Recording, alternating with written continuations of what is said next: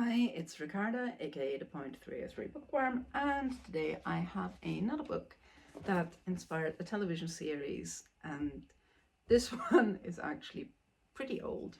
The book came out over 25 years ago. The television series also came out, I think, 2001, even though it ran for a while, and the last installment came out in 2008, and that particular series I actually saw on TV back in the day. The book is Messiah by Boris Starling. If you've never heard of this book, you're not alone. I hadn't realized that the series was based on the book either for a while. I would describe this as a solid 3-star read. It is very much of its time. It was published, I think, in 1908 or 99. I've not heard, 99. I've not heard of this author since. As far as I can tell, the only thing he's written since is sort of not car manuals, but like similar things. Now, if you're too young to remember the early aughts and the late 90s, it's important to understand that the movie Seven caused an entire subgenre of religiously motivated serial killer fiction. Some of it was good, some of it was atrocious, and some of it was sort of middling. This I would call sort of middling. Interestingly enough, another sort of throwback thing that showed numbers, which was also came out in the noughties, which was about a mathematician whose brother's an FBI agent and consults him, had an episode that was essentially the exact plot of this book. So the book is about a police officer called Red Metcalf, and he's a London police officer. In this, he appears to be sort of Middle English. In the TV adaptation, he's very much Scottish. And he gets called to 2 murders in one morning, and the way that he can tell that they're connected is because both victims were killed in very different ways. Both had their tongue cut out and a silver spoon stuck in their mouth. Obviously, this is only the start of a sequence, and he and his team try to figure out what is going on, what the motivation is. They go down a number of blind alleys before they realize that this is in fact a religiously motivated killing, and, plot ensues.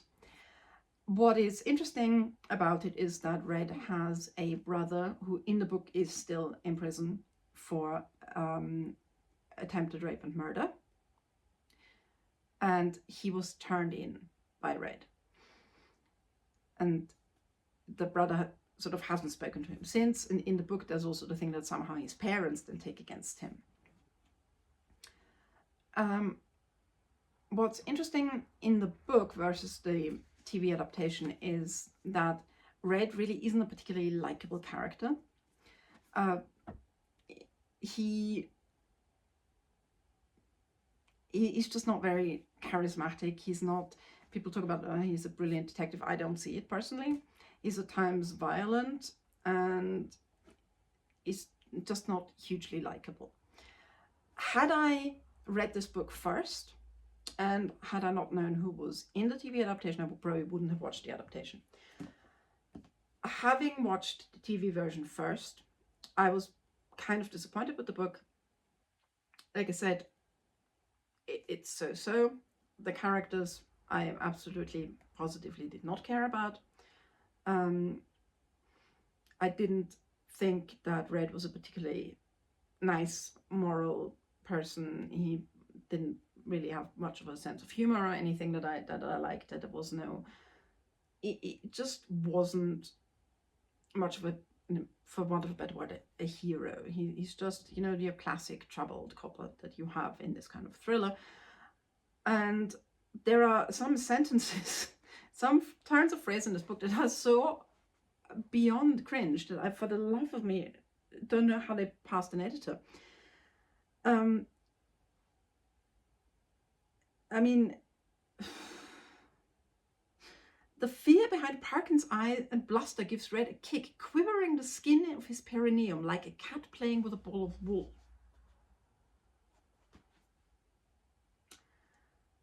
Okay. An editor thought that this is a fine sentence. Like it's not the only one where you just go, excuse me, you what? So in terms of just the writing, it's a bit dodgy, which is on par for your mid-aughts or in this case late 90s thriller. Then there are a number of just mistakes that I think shouldn't be made. I think on a page, about page 5, you have somebody referring to yellow police tape. This is set in London. British police tape is, and to the best of my knowledge, always has been blue and white. They've never used black and yellow tape. And if you ever see a TV or a movie, a TV show or a movie in which you see any British police force using a red and black, a yellow and black tape, you know that somebody has fallen down on their research, because this is pretty basic stuff. Now, why then am I making this video if this is just a so-so read? It's like, because I actually really, really like the TV adaptation. And if you can get it, it's helpfully available, since it doesn't have a copyright strike against it, I'm assuming, at least to some extent, legally-ish, on YouTube. At least the first 3 series.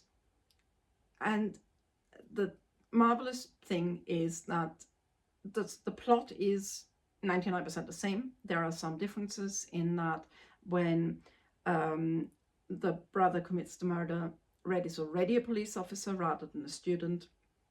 Also that the brother is not, actually comes out of prison at the beginning of the book, the beginning of the series.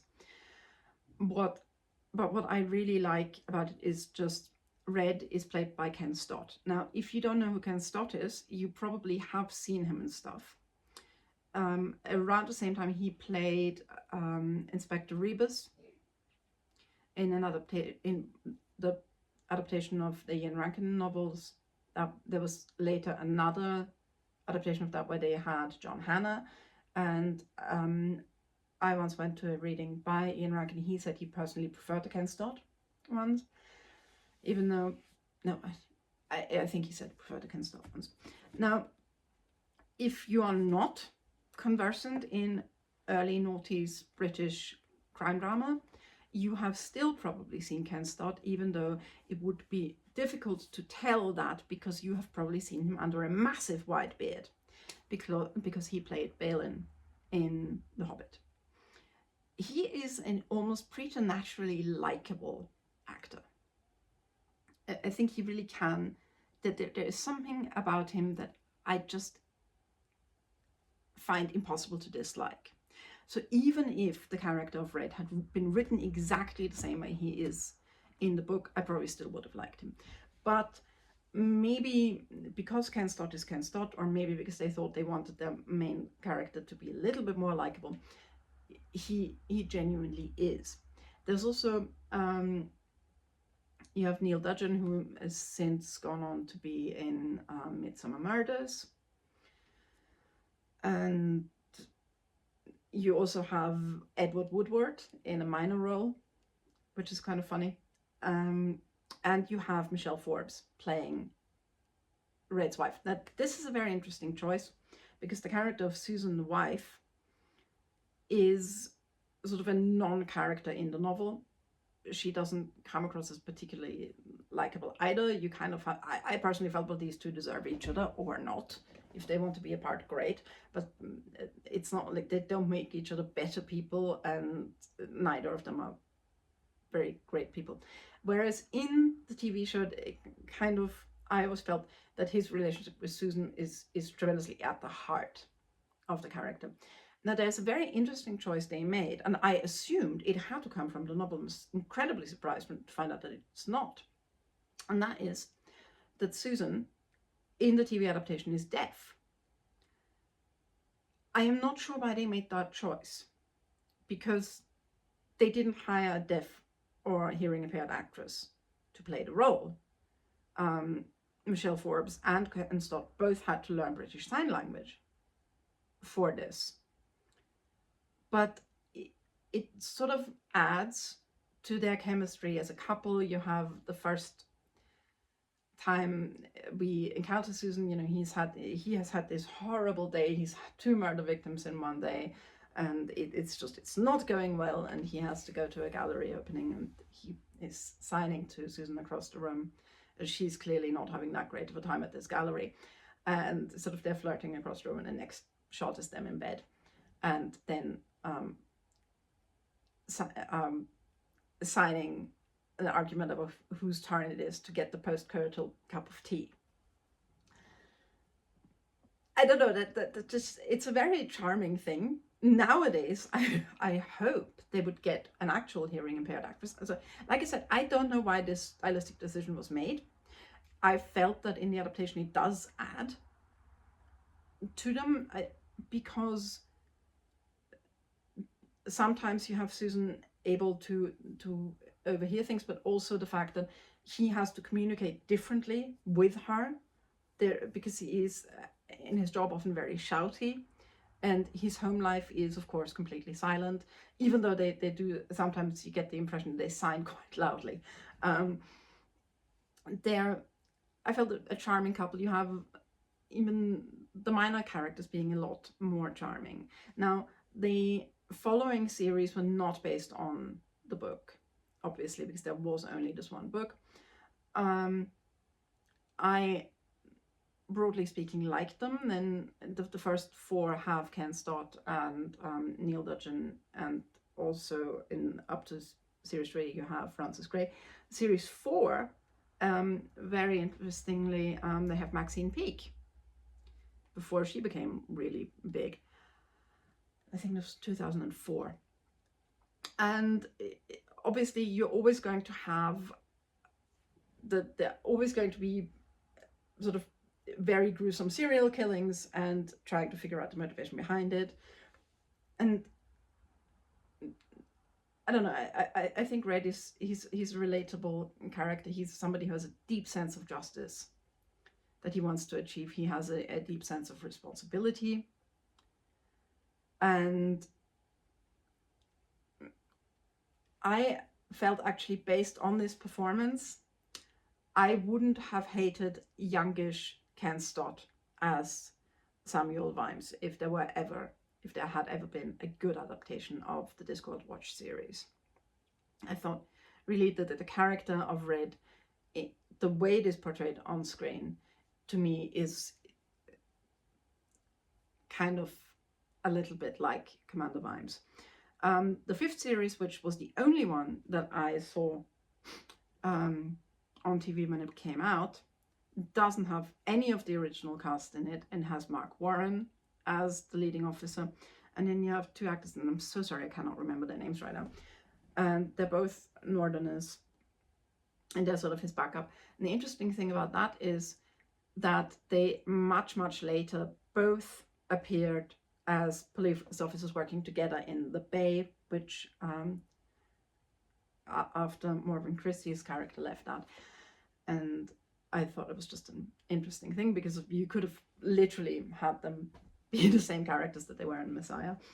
I like them because I always like the chemistry between the characters and the policemen. And like I said, also in the earlier series, Red and Susan, I think, were a very lovely couple. The characters are flawed, but they're not horrible. The murders are absolutely horrific, but they usually manage not to show you too much of it. It works more because of the reaction of the characters to it. And you don't always see what it is they're seeing, where it's like, oh my goodness, what is happening? And then the other person's just completely throwing up or whatever, and then they explain what actually happened. They don't show you.